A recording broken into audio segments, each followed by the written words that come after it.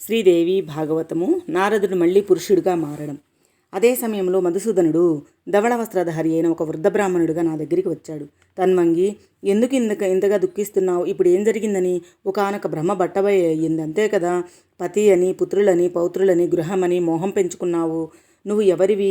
వీళ్ళెవరు? ఏ తల్లి బిడ్డలు? ఒక్కసారి వాస్తవం ఆలోచించి కళ్ళు తెరు. దుఃఖం తొలగిపోతుంది, మనస్సు కలత దేరుతుందిలే.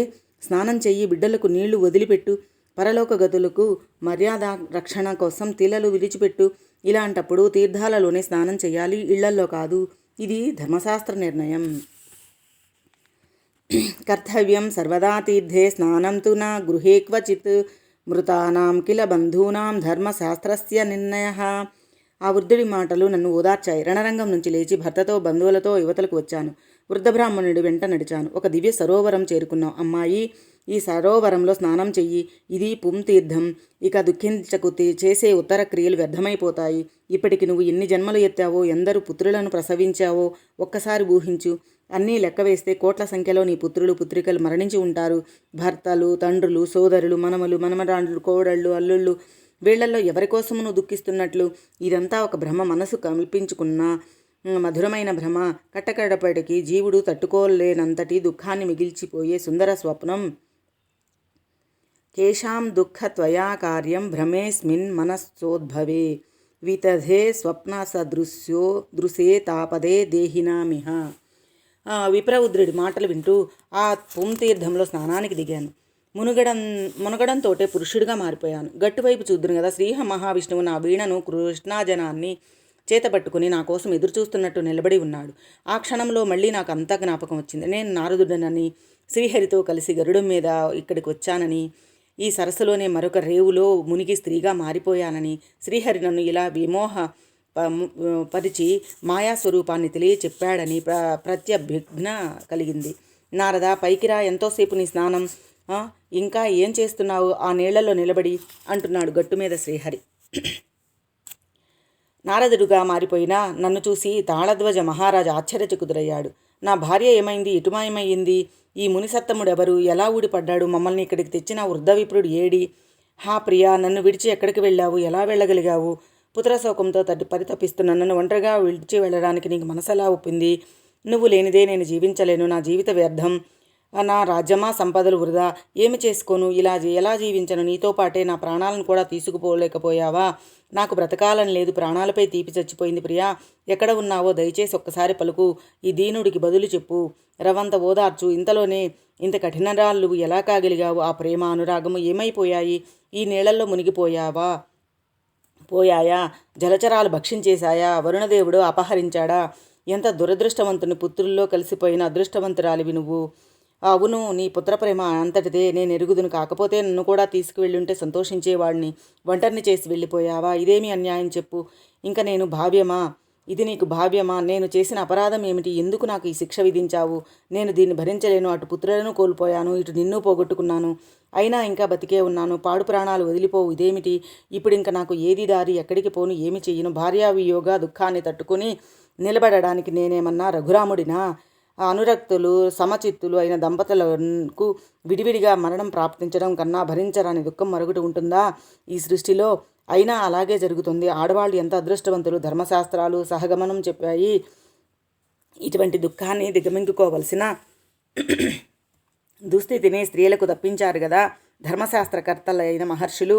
ఉపకారస్తు నారీణాం మునిభిర్విహిత కిల యదుక్తం ధర్మశాస్త్రేషు జ్వలనం పతినా సహా. శ్రీహరి తాళధ్వజుడిని ఓదార్చడం. వరదలా పొంగికొస్తున్న దుఃఖాన్ని ఆపుకోలేక బేలగా విలపిస్తున్న తాళధ్వజ మహారాజుని చూసి శ్రీహరి హృదయం ద్రవించింది. మెల్లగా చెంతకు చేరాడు. రాజేంద్ర, ఏమిటి దుఃఖిస్తున్నావు? ఎక్కడికి వెళ్ళింది నీ ప్రియాంగన? నువ్వు శాస్త్రాలు చదవలేదా? ఏ పండితులను ఆశ్రయించలేదా? ఆమె ఎవరు? నువ్వు ఎవరు? సంయోగం అంటే ఏమిటి? వియోగం అంటే ఏమిటి? ఇదంతా ఒక ప్రవాహం. కలుస్తూ ఉంటారు, విడిపోతూ ఉంటారు. ఎవరు నావలో వారు దాటిపోతుంటారు. దుఃఖించి ప్రయోజనం లేదు. ధైర్యం తెచ్చుకో, ఇంటికి వెళ్ళు. సంయోగ వియోగాలు దైవాధీనాలు. ఆమెతో నీకు ఇక్కడే ఈ జన్మలోనే సంయోగం కలిగింది. సుఖాలు అనుభవించావు, బాగానే ఉంది. ఆవిడ తల్లిదండ్రులు ఎవరో నీకు తెలుసా? వారిని ఎప్పుడైనా చూసావా? లేదు. కాకతీయంగా కలుసుకున్నావు, అలాగే విడిపోయారు. గతం గతః. ఇప్పుడు శోకించి ప్రయోజనం ఏమిటి? ఎంతగా దుఃఖిస్తే మాత్రం పోయిన వాళ్ళు వస్తారా? ఎప్పుడైనా వస్తారా? కాలో హి దురతిక్రమః. అందుచేతలే లేచి వెళ్ళి రాజభోగాలు అనుభవించు. యథావిధిగా పరిపాలన సాగించు. ఎలా వచ్చిందో అలాగా వెళ్ళిపోయింది ఆవిడ. నువ్వు అంతే. ఎలా వచ్చావో అలానే వెళ్ళిపో. కర్తవ్యం ఆచరించు. యోగ మార్గం తెలుసుకో. మనస్సును చిక్కబట్టుకో. ప్రాణికోటి యాతాయాతాలకు సంబంధించి వాస్తవ దృష్టిని అలవర్చుకో. భోగాలు కాలవశాన వస్తాయి, కాలవశాన పోతాయి. శోకించడం వ్యర్థం. ఇదొక నిష్ఫలమైన సంసార మార్గం. కేవలం సుఖయోగమో ఉండదు, కేవలం దుఃఖయోగమో ఉండదు. ఘటికా యంత్రంలా రెండూ ఒకదాని వెంట ఒకటి తరుముకుంటూ తిరుగుతుంటాయి. మనస్సుకు ధైర్యం చెప్పుకొని రాజ్యపాలన సాగించు, లేదా దాయాదులకు అప్పగించి వానప్రస్థం స్వీకరించు. భోగ కాలవసాదేతి తత్రైవ ప్రయతియాతివచ నాత్ర శోకస్తు కర్తవ్యో నిష్ఫలే వర్త్మని నైకత్ర సుఖ సంయోగో దుఃఖ యోగస్తు నైకతః ఘటికాయంత్రవత్కామం భ్రమణం సుఖ దుఃఖయో. మహారాజా, క్షణభంగురమే అయినా మానవ జన్మ కడుంగడు దుర్లభం. అది లభించిన వారికి ఎప్పుడైనా ఏకైక కర్తవ్యం ఆత్మసాధన మాత్రమే.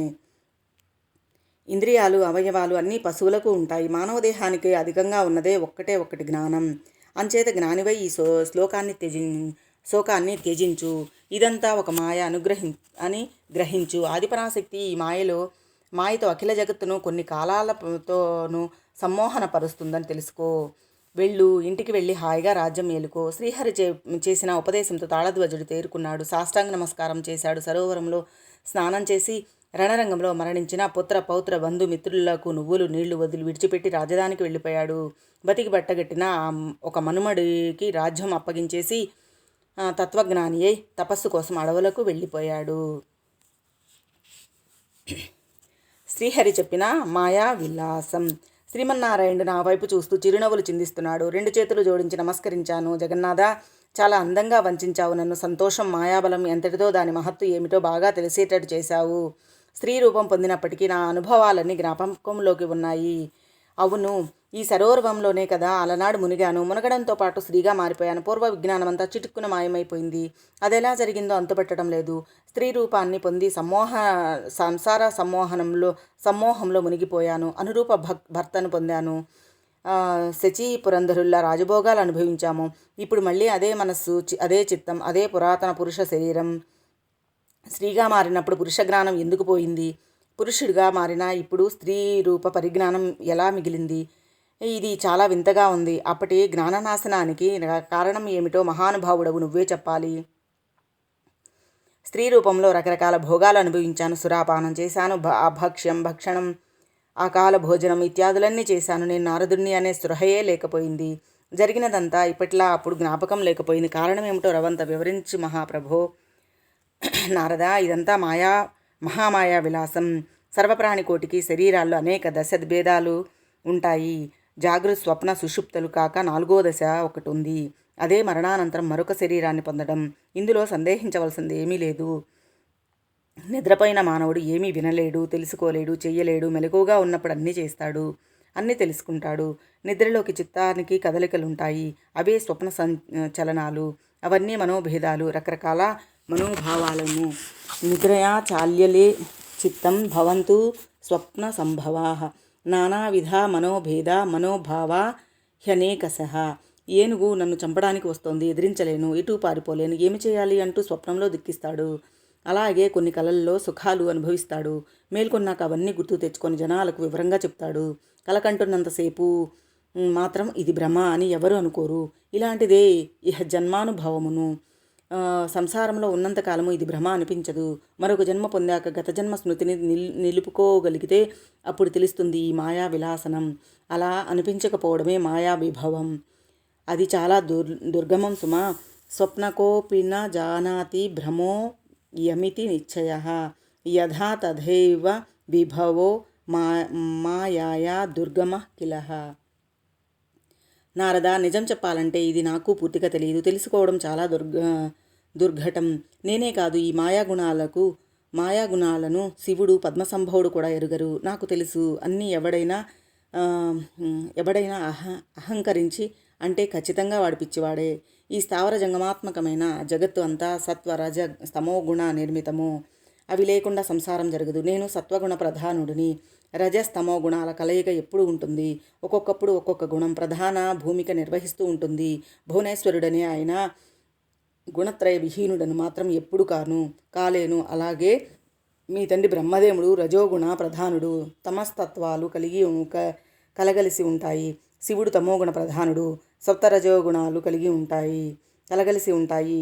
వీరు కూడా ఎప్పుడు గుణత్రయ విహీనులు కాలేరు. అటువంటి వ్యక్తి ఉన్నట్టు నేను ఏనాడు ఏ చోట వినలేదు, కనలేదు. అందుచేత ఓ మునీశ్వర, మాయావి నిర్మితమైన ఈ అపార దుర్ఘట సంసారంలో మోహపడడం పరమం అజ్ఞానం. నువ్వు అనేక భోగభాగ్యాలు అనుభవించి ఇప్పుడే ఈవలి ఒడ్డుకు వచ్చి ఆ అనుభవాలు ఇంకా స్మృతి పదంలో పచ్చిగా పరిమళిస్తూ ఉంది. అద్భుతావాహనమైన ఆ మాయా చరితం ఏమిటి అని నన్ను అడుగుతున్నావంటే ఏం చెప్పన్నారదా అన్నాడు శ్రీ మహావిష్ణువు. వ్యాసమహర్షి, ఇదయ్యా మాయా విలాసం, ఇదయ్యా నా అనుభవసారం. కౌరవ పాండవుల పట్ల సమ్మోహితుడనై సుఖదుఖాలు అనుభవిస్తున్నావు. ఇందులో ఆశ్చర్యపడవలసింది ఏమీ లేదు. త్రిమూర్తులే ఈ మాయా మోహానికి అతీతులు కారంటే ఇక నువ్వు నేనునా. అందుచేత దుఃఖించకు. తత్వజ్ఞానివై ఈ మోహార్ణవాన్ని తరించు జనమేజయ. ఆనాడు నా ఆశ్రమానికి వచ్చి నారదుడు చేసిన ఉపదేశం యథాతథంగా నీకు చెప్పాను. నా మనస్సుకి బాగా నాటుకున్న ఉపదేశం ఇది. నా కళ్ళు తెరిపించిన ఉపదేశం ఇది. నా దుఃఖాన్ని చేత్తో తీసివేసినట్టు తొలగించిన దివ్యోపదేశం ఇది. విన్నావు కదా. అటుపైన నారదుడిని నేను ఏం అడిగానో తెలుసా? నారద మహర్షి, విష్ణుమూర్తి ఇంకా ఏమి చెప్పాడు? మీరిద్దరూ కలిసి అక్కడి నుండి ఎటు వెళ్ళారు అన్నాను. నారద చతుర్ముఖ సంభాషణ.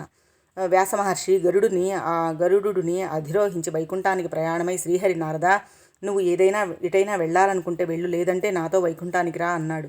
నేను వీడ్కోలు తీసుకొని బ్రహ్మలోకం చేరుకున్నాను. విష్ణుమూర్తి నన్ను ఆశీర్వదించి వైకుంఠం చేరుకున్నాడు. సుఖదుఖాలకు నెమరవేసుకుంటూ వెళ్ళి నేను మా తండ్రి గారు దర్శనం చేసుకున్నాను. మునుపటిలాగానే నమస్కరించి సన్నిధిలో నిలబడ్డాను.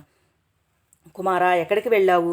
చింతాకుల చిత్తుడివై కనిపిస్తున్నావేమిటి కారణం? మనసు బాగున్నట్టు లేదే. ఎవరైనా వంచారా?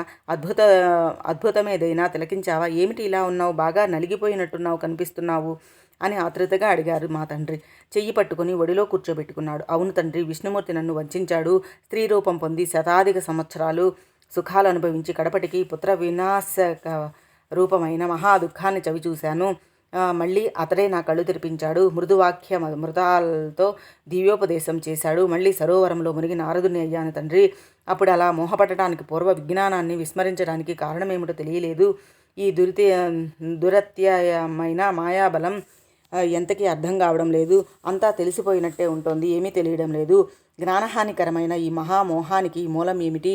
అనుభవించానే తప్ప కారణం తెలుసుకోలేకపోయాను. నువ్వు దీన్ని ఎలా జయించగలిగావు? ఆ ఉపాయం ఏమిటో నాకు చెప్పు అని అభ్యర్థించాడు. చతుర్ముఖుడు చిరునవ్వులు నందేలసకు చిందించిన ఆయన, ఇది దుర్జ్ఞేయం. మహామునీశ్వర్లకు, తాపసులకు, యోగీశ్వరులకు ఎవ్వరికి అందని విషయం. నాకు తెలియదు. నాకే కాదు, హరిహరులకు తెలియదు. సృష్టి స్థిత్యంతకారిణి అయిన ఆ మహామాయ దుర్జ్ఞేయ. కాలకర్మ స్వభావాదులైన నిమిత్త కారణాలు కొంతలో కొంత తెలుస్తాయి తప్ప మూల కారణం ఎవరికీ తెలియదు. దాని విషయమై చింత విడిచిపెట్టు. నీవు మేధావివి. నీకు అది మరొక కొత్త మోహం కాకూడదు. మనమందరము మాయా మోహితులమే. ఆశ్చర్యపడవలసింది ఏమీ లేదు. నేను జయించానని ఎవరు చెప్పారు నీకు అంటూ నన్నే ఎదురు ప్రశ్నించాడు. అక్కడితో తండ్రికి ఒక నమస్కారం పెట్టి తీర్థయాత్రలకు బయలుదేరాను. అలా తిరుగుతూ ఇదిగో ఇలా నీ ఆశ్రమానికి వచ్చాను. నువ్వేమో నీ కథ అంతా చెప్పి దుఃఖం తొలగించమంటూ నన్ను అడిగావు. నాకు తెలిసింది చెప్పాను. కౌరవ పాండవుల పట్ల మోహాన్ని విడిచిపెట్టి ఇక్కడే సుఖంగా కాలం గడుపు. చేసిన కర్మ, చెడ్డని పదార్థం, శుభమో అశుభమో అనుభవించక తీరదు. ఈ ఒక్క మాట గుర్తుంచుకో, సుఖంగా జీవించు జనమేజయ. ఇలా ఉపదేశించి నారదుడు వెళ్ళిపోయాడు. ఆ వాక్యాలను మననం చేసుకుంటూ ఆశ్రమంలో ఒంటరిగా మిగిలిపోయాను. ఏదో కాలక్షేపం చేస్తూ ఈ భాగవతం రచించాను. ఇది సంశయ వినాశకమైన ఉత్తమోత్తమ పురాణం. వేద ప్రామాణ్య సంశ్రితం, సందేహం లేదు. మాయాశక్తి మహిమ. పారీక్షిత ఇంద్రజాలికుడు ఒక చెక్కబొమ్మను చేతిలో పట్టుకుని ఇష్టం వచ్చినట్లుగా ఎలా ఆడిస్తాడో అలా ఈ స్థావర జంగమాత్మకమైన సకల జగత్తును మాయాశక్తి ఆడిస్తోంది. యద్ధేంద్రజాలిక కచ్చిత్ పాంచాలీం దారివీం కరే కృత్వా నర్తయతో కామం స్వేచ్ఛయా వశవర్తిని తథా వర్తయతే మాయా జగత్ స్థావర జంగమం బ్రహ్మాదిస్తంభపర్యంతం సదేవాసుర మానుషం. పంచేంద్రియాలకు అధిష్టానం మనసైతే దాని కదలికలకు కారణం ఈ గుణత్రయం. కారణగుణాలు కార్యాలలో ఉంటాయని వేరే చెప్పనవసరం లేదు కదా. మాయా పరికల్పితాలైన ఈ గుణాలు భిన్న భిన్న స్వభావాలకు కారణాలు. శాంతుడు, ఘోరుడు, మూఢుడు వీటితోనే ఏర్పడుతున్నారు. ప్రతి మానవుడు ఎప్పుడు ఈ గుణత్రయంతో కలిసి ఉంటాడు.